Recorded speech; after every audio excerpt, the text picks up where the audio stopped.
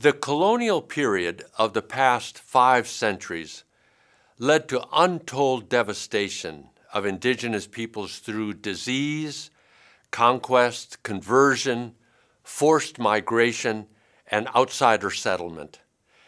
Colonization led to ideological control and suppression of people's relationship with land, plants, and animals. Recognizing these unsettling historical encounters and practices, some of which continue into the present, enables indigenous people to acknowledge the impact of the past and subsequently to recover languages, political voices, and cultural lifeways. Decolonizing strategies seek to restore self and community confidence for restoring relationships and responsibilities. So I'm guided here especially by this penetrating work of the Maori scholar Linda Tuhiwai Smith in her book Decolonizing Methodologies, where she affirms this exploration of the past by saying, coming to know the past has been part of the critical pedagogy of decolonization. To hold alternative histories is to hold alternative knowledges. We're going to explore the play between these phrases, alternative histories and alternative knowledges. It's a subtle point, but very important in understanding this decolonizing strategy. So we will highlight some decolonizing features that begin to mitigate the lingering effects of imperial and corporate colonialism on indigenous peoples. Decolonizing seeks to identify the economic and cultural burdens placed on indigenous peoples to constrain and exploit them. Again, Linda Tuhiwai Smith, the Maori scholar, says of colonization and imperialism as a process of systemic fragmentation in which there is a disciplinary carve-up of the indigenous world, bones, mummies, and skulls to the museum, artwork to the private collector, language to linguistics, beliefs and behavior to psychologists. Fragmentation is not a phenomenon of postmodernism, as many might claim. For indigenous peoples, fragmentation has been the consequence of imperialism. Linda Tuhiwai Smith recognizes that the fragmentation imposed on indigenous peoples during colonialism illustrates the modern drive to analyze, to separate, through objectification and claims to expertise in all of these separate realms. Thus, a turn by indigenous communities from fragmentation to integration calls for decolonizing that mindset of separation to one of connection and restoration of relationships. Again, we have in past lectures spoken of the whole in the symbolic world, the cosmovision of Native peoples. That fragmentation of that world, then, the decolonizing strategy is a restoration of these relationships. What does that mean? It's a restoration of land, rivers, culture, and customs that arises within indigenous communities as forms of traditional identity that reassert indigenous knowledge, personhood, sovereignty, and reciprocities. As indigenous peoples reflect upon their unsettling histories, they also encounter the stories told about them. Here we see in the New Zealand context, the Maori people at Aotearoa, the name for New Zealand, at the marae, gathered with an ancestor where the stories would be told, and in the Peruvian context here, in ritual action at the base of the mountain where the glacier reaches down, the sense of entering into relationship with that which sustains the people. It's in these settings, then, that indigenous people reflect upon their unsettling histories, and they also encounter the stories told about them. Colonizers proposed narratives about indigenous peoples as discovered or contacted by non-native explorers who brought all the benefits of civilization. From the European perspective, this narrative of discovery and contact found legal expression in the doctrine of discovery, which justified seizure of land not inhabited by Christians.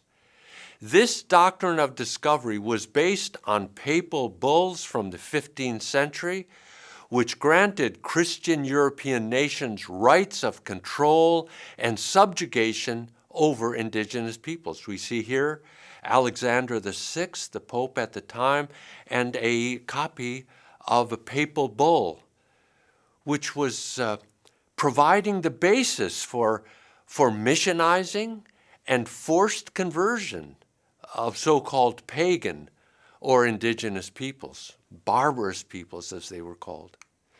One of the few European voices to contest this perspective was Bartholomew Las Casas, a missionary such as we have pictured here in the New England scene. But just to stay with the Las Casas, he argued that indigenous people have souls and thus were worthy of respect as humans and could be converted then to Christianity.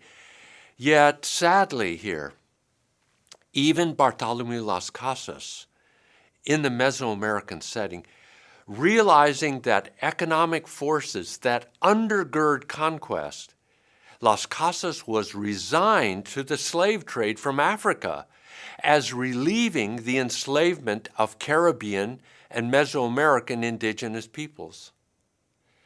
Later European colonization drew on the doctrine of discovery for further conquest. For example, English settlers in Australia used the idea terra nullius, meaning empty land or no one on the land, to try to erase Aboriginal peoples from their homelands.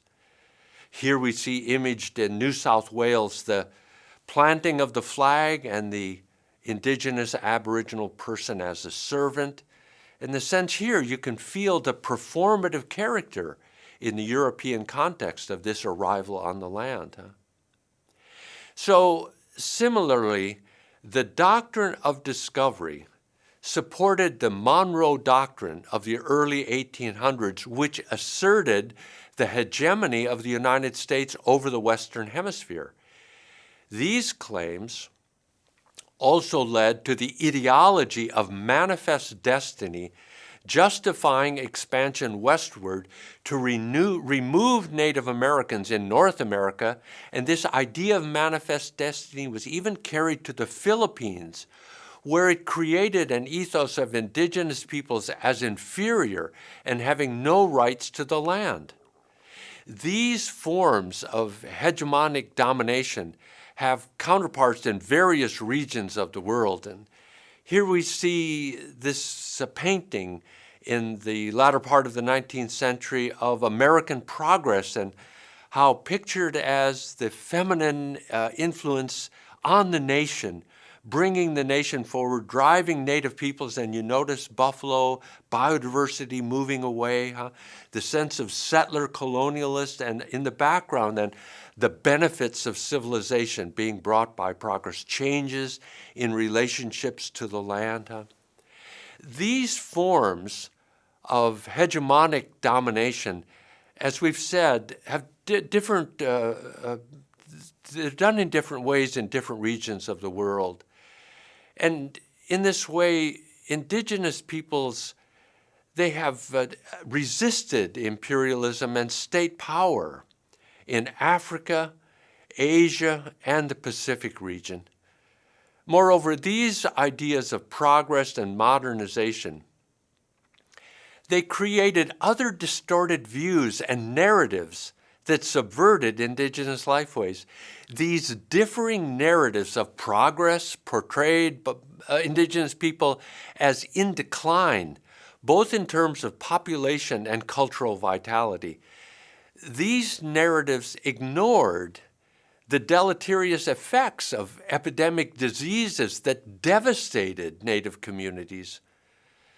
Legal and commercial entities forged narratives that identified indigenous peoples as obstacles to be removed from the universal mythic drive of economic progress. Nation-building policies emerged from these narratives of removal and subjugation. Indigenous peoples were often forced into acculturation within dominant societies, followed by assimilation of their customs and languages. Here we see the gathering in the state of North Dakota, the signing away of the lands of the Confederated peoples of the reservation in the center of North Dakota, and the determined look on all of these individuals surrounding one weeping individual, the secretary of the Hidatsa people, who was coerced and forced. They could not force the chairman of these peoples to sign, but by threatening the children, they coerced the signature here of the signing away, in this sense of the loss of identity is suggested even by the dress of this Hidatsa elder.